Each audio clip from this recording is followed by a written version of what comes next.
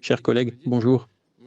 Nous nous rencontrons régulièrement sous différents formats en tenant compte des représentants de la communauté municipale, mais dans un cercle aussi large, ce n'est pas aussi fréquent que nous le souhaiterions, même si cela reste régulier.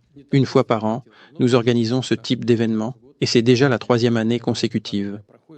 J'espère que cela a de l'importance et pour vous et pour moi cela en a certainement beaucoup parce que vous êtes en contact direct avec les gens, c'est un autre canal de communication avec les citoyens du pays et il est très important. J'espère que vous partagerez vos évaluations de ce que fait l'État et de la manière dont il agit, quelles mesures du gouvernement fédéral sont efficaces et demandées et ce qu'il faudrait ajuster dans notre travail commun. Et nous vous demanderons également conseil sur la manière de ce qu'il faudrait faire et ce qu'il serait nécessaire de transmettre aux députés de la Douma d'État. Je sais que Valentina Ivanovna est intervenue ici, oui, et qu'Irina Mikhailovna a parlé, ainsi que des collègues du gouvernement et de l'administration présidentielle. Mais néanmoins, même après ces rencontres, il y a probablement encore des choses que vous souhaiteriez me transmettre. Je suis à votre disposition, s'il vous plaît, Irina Mikhailovna. Monsieur Vladimir Vladimirovitch, chers collègues, bien sûr, nous sommes extrêmement heureux de vous revoir à l'occasion de notre fête professionnelle lors de cette rencontre avec la famille municipale. Nous sommes 16 300 chefs d'administration municipale, allant d'un petit Taoul jusqu'à une ville d'1 million d'habitants. Nous sommes différents, mais ce qui nous unit, c'est le service. Et le prix du service que vous avez instauré montre une fois de plus qu'il y a aussi parmi nous les meilleurs dans la profession. Ils sont proches des gens, pour les gens, et c'est très important. Et aujourd'hui, cela se ressent, car je vous en ai fait part. Dans la salle, il n'y a pas seulement des chefs, des députés, des participants à l'opération militaire spéciale, il y a aussi des membres de la société civile qui, avec nous, relèvent les défis. À l'heure actuelle, peu importe la complexité de cette tâche, ni qui l'a fixée. Bien sûr, Vladimir Vladimirovitch, je ne peux pas ne pas vous rapporter qu'il y a exactement 1 an, lors d'une rencontre similaire, vous avez fixé devant nous, devant notre grande famille, la tâche d'accorder une attention particulière aux participants à l'opération militaire spéciale, à leur intégration dans la vie civile. J'ose vous rapporter que, en russe, nous nous sommes unis en une grande équipe. Et la Fondation Défenseurs de la Patrie, ainsi que la Commission du Conseil d'État pour le travail avec les participants à l'opération militaire spéciale et leurs familles. Nous sommes passés du niveau régional au niveau municipal en créant une grande équipe afin d'atteindre chaque mère, chaque enfant, chaque épouse et bien sûr jusqu'aux participants eux-mêmes, aux invalides, qui aujourd'hui ont plus que jamais besoin de soutien et d'aide. Et en outre, Vladimir Vladimirovitch, grâce au projet du parti Russie Unie, cette année a été déclarée année du député municipal. Je vous informe qu'il y a beaucoup de participants à l'opération militaire spéciale, au sens plein du terme. Des personnes venant directement du front sont venues servir dans les administrations municipales et ont occupé une place très honorable dans les organes représentatifs du pouvoir. Ici, aujourd'hui aussi, Vladimir Vladimirovitch, le format est inhabituel car nos collègues, les chefs, ainsi que les membres de la société civile, les participants à l'opération militaire spéciale et les parents responsables sont présents.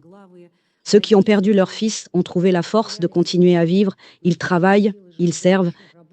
De jeunes spécialistes dans mon pays sont également présents parmi nous. Nous avons ici le plus jeune chef, ainsi que ceux dont les tempes ont blanchi, mais ils sont toujours en poste, car servir, c'est être aux côtés des gens et pour les gens, et cela dure longtemps. Ce service, comme vous l'avez dit, est une mission. Donc, sans prendre le temps de mes collègues, je tiens vraiment à ce qu'ils partagent avec vous. Ils s'y sont préparés, je ne le cacherai pas. Ils étaient nerveux et ils se sont soutenus mutuellement. Ils attendaient ce moment avec impatience aujourd'hui. Mais cette armée de chefs qui sont aujourd'hui 7000 réunis dans la salle que vous venez de voir devant vous, ils nous ont délégué la nécessité de communiquer avec vous. Et ici, parmi nous, il y a aussi ceux qui, dans les territoires frontaliers aujourd'hui, non seulement ils remplissent leurs fonctions officielles, mais ils défendent aussi ensemble le territoire, ils servent au sens plein du terme, tout comme nos territoires historiques. En somme, encore une fois, une grande famille municipale célèbre sa fête professionnelle avec notre leader national. Je vous remercie et j'aimerais que nous puissions parler avec les chefs si vous n'y voyez pas d'inconvénient. Je t'en prie, s'il te plaît. Est-ce que nous pourrions commencer ? Vous savez, Vladimir Vladimirovitch, voici le chef du district de Belovski, dans la région de Koursk, Nikolai Viktorovitch Voloboev, que vous connaissez très bien. Je souhaitais vous donner la parole. Auparavant, je tiens à remercier chaleureusement tous les dirigeants qui ont pris le temps de vous saluer personnellement. Il est la preuve vivante que pour lui, le service n'est pas qu'un vain mot. Nicolas? Viktorovitch, comment ça va ici? Comment vous sentez-vous? Valérie Ivanovitch, merci. Tout d'abord, permettez-moi de vous exprimer ma profonde gratitude pour votre implication sincère dans mon destin, dans ma santé. Grâce à cela, j'ai pu me rétablir en 2 mois et demi. Et déjà à la mi-août, j'ai repris mes fonctions officielles sur le territoire qui m'est confié, le district de Belovski. Si vous le permettez, je voudrais dire littéralement quelques mots sur la situation actuelle à la frontière. La situation reste très difficile et tendue. Le district de Belovski, par exemple, partage une frontière de 17 km avec l'Ukraine. Le centre administratif de Belaya se trouve à 22 km de la frontière, c'est-à-dire de la ligne de contact des combats. Et chaque jour, y compris la nuit dernière, le district est soumis à des bombardements de la part des forces armées ukrainiennes. Il y a des destructions totales de bâtiments, des destructions partielles de bâtiments appartenant aux producteurs agricoles et de machines. Mais néanmoins, Vladimir Vladimirovitch, tous les services communaux, le gaz, l'eau, le service routier, l'approvisionnement en eau fonctionnent à plein régime. Je voudrais particulièrement souligner le travail héroïque des électriciens qui, même sous les bombardements et à tout moment, rétablissent l'électricité. Le chef des conseils ruraux, le chef de l'administration du district, ainsi que le gouverneur Alexandre Evsevitch Einstein, travaillent 24 heures sur 24, 7 jours sur 7. Nous résolvons les problèmes de notre population. Et, comme vous venez de le dire en vous adressant aux représentants municipaux, toute la population civile, aujourd'hui, dans toutes les zones frontalières, pendant tout ce temps, ils apportent leur aide à nos soldats, aux défenseurs de notre patrie. Je voudrais, cher Vladimir Vladimirovitch, au nom du chef de la région frontalière et des habitants de la région frontalière, vous exprimer une immense gratitude ainsi qu'au gouvernement de la Fédération de Russie pour les mesures de soutien sans précédent que vous apportez aujourd'hui à la région frontalière de Koursk. Et cette aide se poursuit encore aujourd'hui. L'adoption de lois concernant l'allocation de fonds. Bien sûr, la sécurité est aujourd'hui notre priorité principale, mais néanmoins, il faut aussi développer l'économie et faire en sorte que les gens se sentent bien. C'est pourquoi, sur votre instruction, le gouvernement de la Fédération de Russie a adopté un programme de reconstruction de la région frontalière de Koursk. Et déjà depuis la fin de l'année 2025 et actuellement, la restauration des territoires sans frontaliers là où cela est possible est en cours. Actuellement, dans 2 districts municipaux, 14 infrastructures sociales sont en cours de restauration. Il s'agit d'écoles, de crèches, d'établissements médicaux et d'infrastructures sportives. Je voudrais également ajouter quelque chose. Aujourd'hui, en écoutant la population, une demande se fait jour, le développement de la construction dans le cadre du programme Développement intégré des territoires. La construction de logements et d'infrastructures. Cela permettra aux gens de rester sur cette terre et aux villes et villages de continuer à vivre et à se développer. C'est pourquoi nous vous demandons, au nom de la région de Koursk et des régions frontalières de la Fédération de Russie, inclure tous les sujets frontaliers dans la liste des régions de la Fédération de Russie afin de recevoir des subventions du budget fédéral pour la construction d'infrastructures. Et profitant encore une fois de cette occasion, je voudrais dire un immense merci à tout notre pays, à tous les habitants engagés qui, depuis août 2024, se sont unis autour de la frontière de Koursk pour apporter leur aide, faire preuve de solidarité et travailler en équipe. Un immense merci, Vladimir Vladimirovitch. Nikolai Yurievitch, merci à vous aussi pour votre courage. Vous êtes lauréat de cet ordre et c'est tout à fait mérité. C'est du courage, du vrai, du courage personnel. Je me souviens de notre rencontre et je me souviens de ce que vous avez dit. Voilà comment la zone de sécurité dont nous avons parlé se crée progressivement, petit à petit, sur le territoire adjacent. Nous continuerons à agir ainsi jusqu'à ce que la menace pour nos régions concernées soit éliminée. En ce qui concerne le développement, oui, merci d'avoir souligné les efforts que le gouvernement déploie pour venir en aide aux habitants de la région de Koursk. Oui, les paiements correspondants, etc. C'est notre devoir, bien sûr, d'aider les gens. C'est une chose évidente. Et j'espère sincèrement que toutes les dispositions mises en œuvre dans ces domaines porteront leurs fruits pour l'avenir, sont réellement nécessaires et que les gens le ressentent. Mais justement, en raison du fait que la situation reste difficile dans les zones frontalières, y compris dans la région de Koursk, ces mesures sont bien sûr demandées. Des mesures qui encourageraient les gens à rester sur leur terre natale, à ne pas partir ou à revenir. Ce programme de développement territorial intégré, le KRT, fonctionne dans plusieurs régions.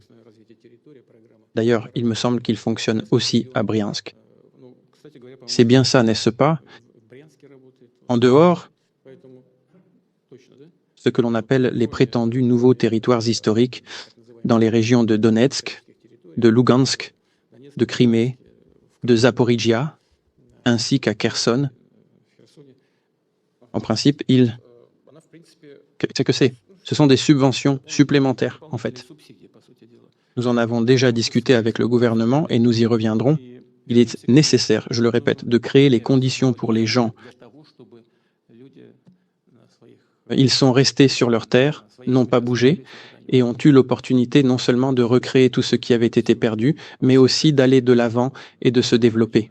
Nicolas Ilitch, assurément. Nous en discuterons avec le gouvernement. Merci, Monsieur Poutine. Je vous remercie infiniment pour tout le travail que vous avez fait. Vladimir Vladimirovitch, vous savez, lorsque Nikolaï Viktorovitch a dit merci à tout le pays, aujourd'hui nous avons ici le maire de Makhatchkala, Djambulat Chapeyevitch, et il m'a justement aussi demandé, Irina Mikhailovna, mais je dois absolument le dire, s'il vous plaît, le maire de Makhatchkala. Merci beaucoup, cher Vladimir Vladimirovitch. Permettez-moi de faire un rapport sur la situation que tout le pays a récemment vécue et continue de vivre, à savoir ces fortes précipitations qui se sont abattues sur le Caucase. Et cela a particulièrement touché la République du Daghestan et en particulier la capitale de la République, la ville de Makhatchkala. Permettez-moi de vous donner à ce jour toutes les informations. Durant la période du 27 au 29 mars et du 4 au 5 avril de cette année, dans la ville de Makhatchkala, de fortes précipitations sont tombées, ce qui a entraîné le débordement des rivières Cherkessazen et Tarnaerka, ainsi que du canal d'Octobre. Temporairement, c'est bien ça. Oui, en seulement quelques heures. Un mois de pluie est tombé en quelques heures. Exactement. Un tel cyclone n'avait pas eu lieu, selon les experts, depuis plus d'un siècle. Un phénomène tropical, en quelque sorte. Dans la zone inondée, 3755 maisons situées sur 365 rues de notre ville ont été touchées. Et bien sûr, une grande partie de l'infrastructure urbaine également. Le 5 avril 2026, en raison de l'érosion des fondations, un immeuble de 3 étages s'est effondré. Cela s'est produit près du lit de la rivière Tarnerka. Une menace est également apparue pour 4 autres immeubles résidentiels. Les habitants de ces immeubles ont bien sûr été immédiatement évacués. Mais heureusement, aucune victime n'est à déplorer. Cela concerne la ville de Makhatchkala. Au total, 1107 personnes ont été évacuées de la zone inondée. 447 personnes ont été relogées dans des centres d'hébergement temporaires. Toutes ces personnes bénéficient de repas chauds, de produits de première nécessité, de vêtements et de chaussures, ainsi que d'une assistance médicale 24 heures sur 24. Au total, 12 centres d'hébergement temporaires d'une capacité de 517 personnes ont été ouverts à Makhatchkala à ce jour. Il existe une réserve suffisante de places pour l'hébergement supplémentaire des citoyens. Le 7 avril, Vladimir Vladimirovitch, vous avez tenu une réunion concernant cette situation, cette tragédie. Je vous ai alors fait un rapport précis sur la situation. Et vous, Todin, avez bien sûr inscrit cette tragédie à l'ordre du jour fédéral. Un quartier général opérationnel fédéral a été créé et il mène ce travail quotidiennement. Je voudrais maintenant faire un rapport précis sur ce que nous avons accompli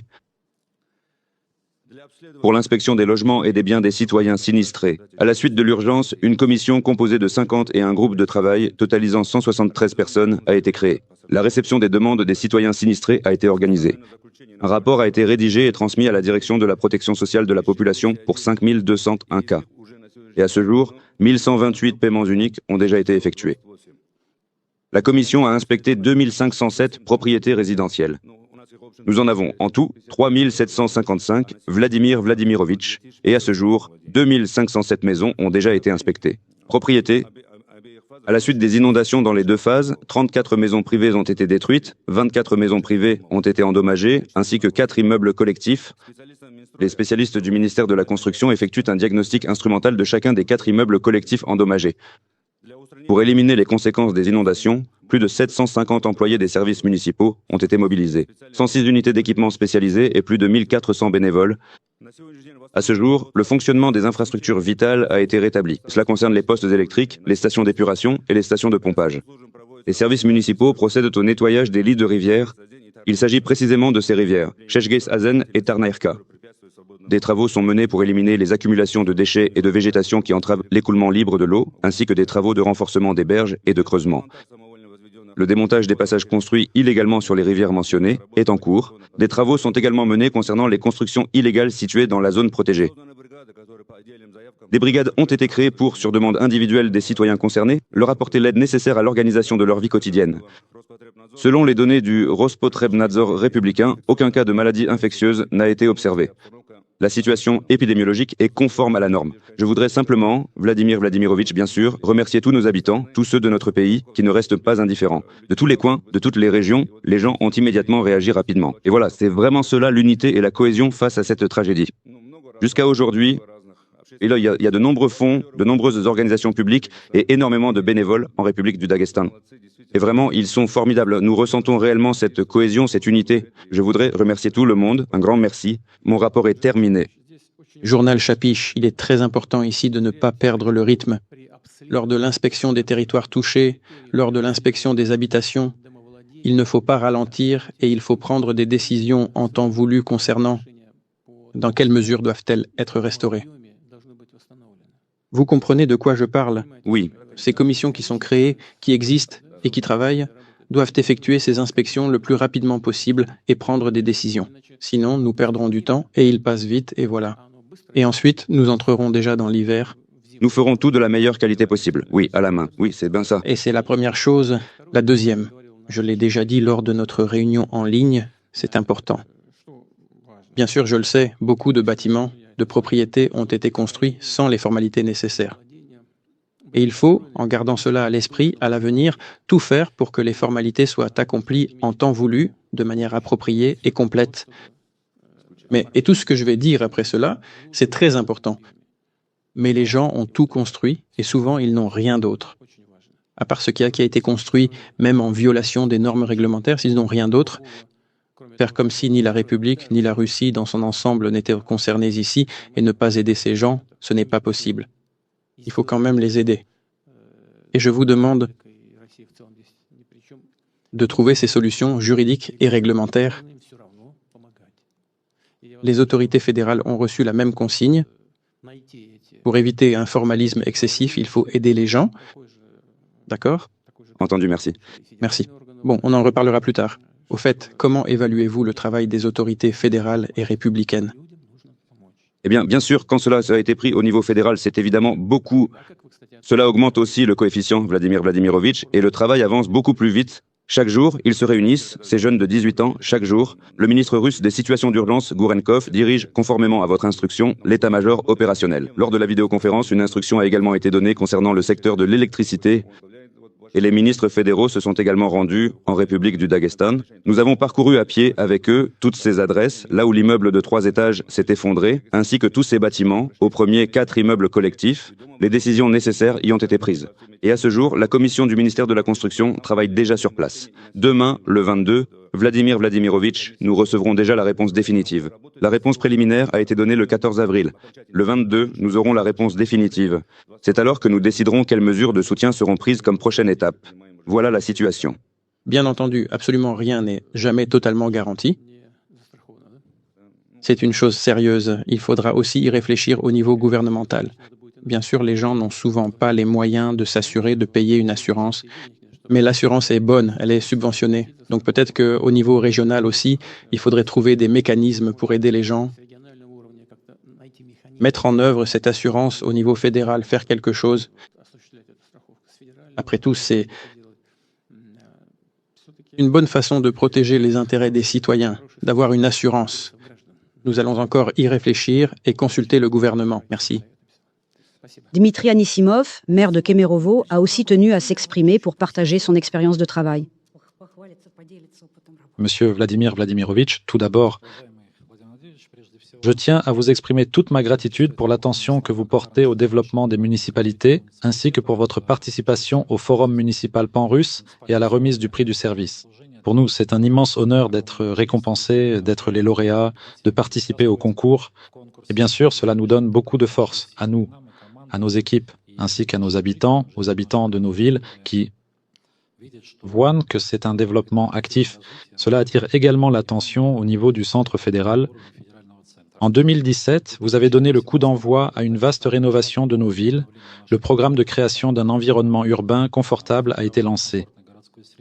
Cela nous a permis, avec les habitants, d'aménager nos espaces publics, nos cours, nos squares, de rendre nos villes plus accueillantes, plus chaleureuses, et nous voyons une réaction très vive et très Une réaction chaleureuse de la part de nos habitants qui participent avec nous à ces travaux. De plus, ils plantent eux-mêmes des arbres, des arbustes, ils en prennent soin. Ensuite, ils entretiennent ce territoire, installent de petits aménagements architecturaux, participent aux journées de nettoyage avec beaucoup d'enthousiasme et ressentent une immense gratitude, Vladimir Vladimirovitch, envers vous, ainsi qu'envers le gouvernement de la Fédération de Russie pour la mise en œuvre de ce projet. Dans la ville de Kemerovo, nous ne faisons pas que rénover, nous créons aussi de nouveaux espaces. En collaboration avec le gouvernement de la Fédération de Russie, le ministère de l'Énergie et le ministère de la Construction, le projet du complexe commémoratif Guerre Libérateur a été réalisé chez nous, dans la ville. C'est un lieu de force, un lieu d'éducation patriotique. Nous y avons rassemblé les noms de tous les héros de l'Union soviétique et de la Fédération de Russie, non seulement du Kouzbas, mais aussi de toute la Sibérie. Aujourd'hui, c'est la principale attraction de la ville et ce lieu est très important. Il est visité par nos enfants qui découvrent, entre autres, l'histoire de la Grande Guerre patriotique à travers les noms de nos héros. Actuellement, un vaste projet de construction d'une promenade autour du cluster artistique sibérien du théâtre Mariinsky est en cours, conformément à votre instruction. Tout sera fait dans les délais. Et bien sûr, le territoire y sera complètement transformé, métamorphosé. Et cela constituera sans doute une base très solide pour le développement futur de nos villes. Vladimir Vladimirovitch, les gens attendent avec impatience la poursuite de ce programme. Ils attendent l'année prochaine avec l'espoir de voir le renouveau du territoire qu'ils ont eux-mêmes choisi. Et nous voudrions vous demander que ce programme continue d'être mis en œuvre encore longtemps, car c'est un soutien considérable pour le développement de nos villes. Merci. Dmitri Vladimirovitch, je me souviens que vous en avez parlé aussi lors de votre intervention, n'est-ce pas? Le programme, depuis 2021, il me semble, se développe. Le développement est actif, tout comme l'aménagement du territoire. C'est très demandé. Ce qui est important, c'est que chaque année, nous en parlons et il ne sera pas inutile de le répéter maintenant. Les citoyens participent directement et activement à la définition des objectifs et des sites de rénovation. C'est une chose extrêmement importante. Ce travail sera absolument poursuivi. Il sera poursuivi. Actuellement, cela fait partie de notre programme. Le programme d'État se poursuit jusqu'en 2030, mais je suis sûr que nous prendrons la décision en temps voulu et que nous prolongerons ce programme. C'est un outil efficace qui, disons-le, a été inventé et mis en pratique. Et franchement, l'argent investi n'est pas si important que ça. Qu'est-ce que c'est 25 milliards que nous allouons du budget fédéral? Nous pensons toujours à augmenter ce montant, mais au final, nous y arriverons. Mais nous prolongerons certainement et continuerons à travailler. Merci à vous. Vous avez mentionné le ministère de l'Énergie. Je comprends que Sergueï Evguenievitch Saveliev n'oublie pas Kemerovo, n'est-ce pas?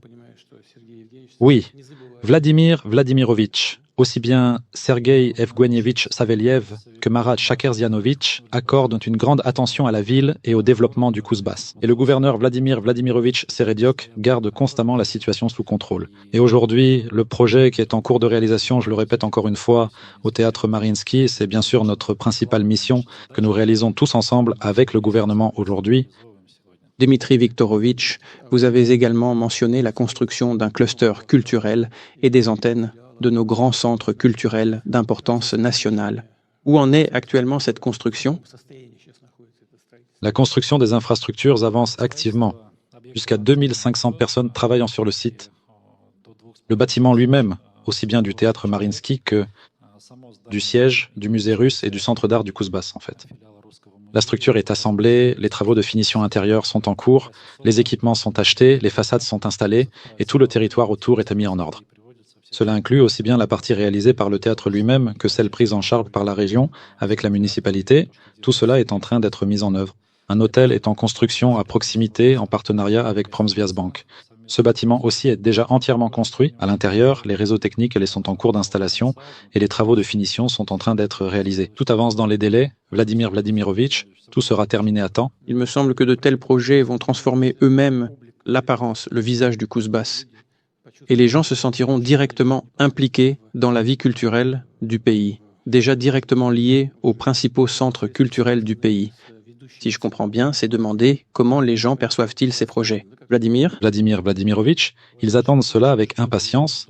Et pas seulement les habitants de Kemerovo, pas seulement ceux du Kouzbas, mais en fait toute la Sibérie. Dans toute notre agglomération sibérienne, 12 millions de personnes vivent ici, et cela deviendra vraiment un centre où les gens viendront. C'est une culture de haut niveau, c'est très important, et tout le monde attend cela avec impatience, Vladimir Vladimirovitch. Et les enfants pourront y pratiquer de nombreuses activités comme la musique, le ballet, et s'initier à toute la richesse culturelle que l'État russe a su accumuler au fil des siècles, dans de tels centres culturels comme le musée russe et ainsi de suite. Oui, bien sûr, déjà. Nous en avons actuellement à disposition des centres éducatifs qui fonctionnent, une antenne du RVSI, une école des arts, une école des beaux-arts. Tout cela fonctionne déjà aujourd'hui. Nous préparons nos enfants à participer à de futurs spectacles. Merci. Oui, Vladimir Vladimirovitch, vous avez raison, tout le pays change. Si on donnait la parole, chacun témoignerait de l'évolution de sa municipalité. Les gens le voient et transforment tout cela avec les autorités.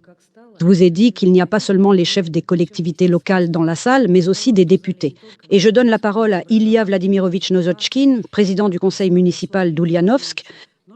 Cher Vladimir Vladimirovitch, tout d'abord, je tiens à vous remercier pour votre soutien à la communauté municipale, ainsi que pour la possibilité offerte aux représentants des municipalités de dialoguer avec le président du pays. C'est inestimable. Les citoyens s'adressent aux députés locaux avec des questions qui relèvent dans de différents niveaux de pouvoir. Bien sûr, cela n'a pas d'importance pour les gens. Ce qui compte, c'est simplement que les problèmes soient résolus.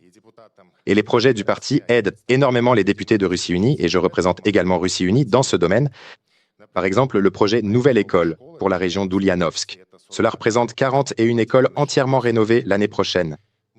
Bien sûr, nous n'aurions pas pu maintenir un tel rythme de rénovation avec uniquement les ressources locales et régionales.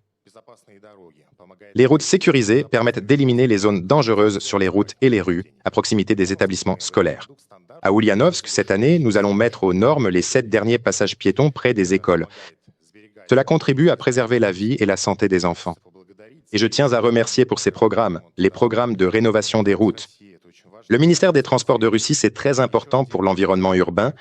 Un autre grand projet de Russie Unie, très important pour nous, ce sont les écoles du logement et des services communaux, GKH. À une époque, la législation fiscale a été modifiée. Ainsi, environ 30% des responsables d'immeubles ont abandonné ce travail bénévole dans la ville. Nous avons travaillé pendant 1 an sur le projet de loi en faisant nos propositions et en apportant notre soutien. Pourquoi ? Le Code des impôts stipule qu'ils doivent payer des charges sociales représentant 30% des fonds collectés pour les gestionnaires d'immeubles. Après 1 an de travail, soutenu par Valentina Matvienko et la Chambre des jeunes législateurs du Conseil de la Fédération, des modifications ont été adoptées. Vous, Vladimir Vladimirovitch, avez signé la loi, le Code des impôts a été modifié, et maintenant, il y a une économie de 30% pour les budgets familiaux, les responsables d'immeubles, les membres des conseils des immeubles collectifs. Cela aide beaucoup et les gens comprennent vraiment que le pouvoir les écoute. Merci beaucoup pour ces changements. Un autre grand projet, pour lequel vous avez personnellement pris la décision, c'est la gazification sociale. Elle a déjà aidé des millions de Russes dans la région d'Ulyanovsk. 56 localités ont été raccordées au gaz. Nous comprenons que l'objectif final, bien sûr, est de raccorder les consommateurs finaux, c'est-à-dire les maisons et les familles. Pour cela, 2 programmes de soutien de base sont en place pour les citoyens. La première consiste à fournir une aide matérielle ciblée. Ici, ce sont principalement les fonds régionaux qui interviennent, ainsi que l'octroi de subventions. Les subventions sont accordées aux familles nombreuses, aux participants à l'opération militaire spéciale, à leurs proches, aux anciens combattants et à d'autres catégories de citoyens bénéficiant de privilèges. Des subventions pour la post-gazéification. Et ici, la part du lion des fonds, elle est allouée à des fins précises et provient du budget fédéral vers les régions. Il y a énormément de demandes. Pour moi, en tant qu'habitant d'Ulyanovsk, ce programme est avant tout important du point de vue du développement de la vaste zone périurbaine. Pour nous, cela représente pratiquement la moitié du territoire de la ville. Ce sont précisément les habitants des zones périurbaines qui m'ont demandé de m'adresser à vous afin que ce programme continue d'exister en cette période difficile pour le budget, pour qu'elle soit maintenue, qu'elle continue d'aider les gens sous la forme d'une ligne protégée dans le budget fédéral. Merci. C'est ce que nous allons faire, Ilya Ilitch. C'est aussi un programme très demandé. Il n'existe pas depuis si longtemps, mais il donne de bons résultats. Déjà, en moyenne, nous sommes à 70, un peu plus, 75%, je crois. C'est le taux moyen de gazéification dans le pays. Et dans les prochaines années, il devrait encore augmenter de 8,3%. et il devrait atteindre environ 85% d'ici à 2030. Ce programme est constamment complété. Tous ceux qui sont ici présents le savent. Par exemple, il a commencé à s'étendre aux établissements à vocation sociale, culturelle, etc. Eh bien, j'espère sincèrement que, si ce n'est pas tout à fait le cas, vous prendrez le temps de me le dire dès maintenant. J'espère également, de tout cœur, que les diverses mesures qui ont été prises pour subventionner l'installation du gaz dans certains foyers spécifiques fonctionnent tout aussi efficacement dans de nombreux autres ménages de la région. C'est un point vraiment essentiel pour nous tous. En tout cas, nous avons essayé d'aborder cette question avec beaucoup d'attention et de standardiser l'équipement afin d'en réduire le coût. En comprenant que, bien sûr, on aimerait que tout cela soit encore moins cher, le projet travaille dans ce sens. Mais le programme, sans aucun doute, va se poursuivre.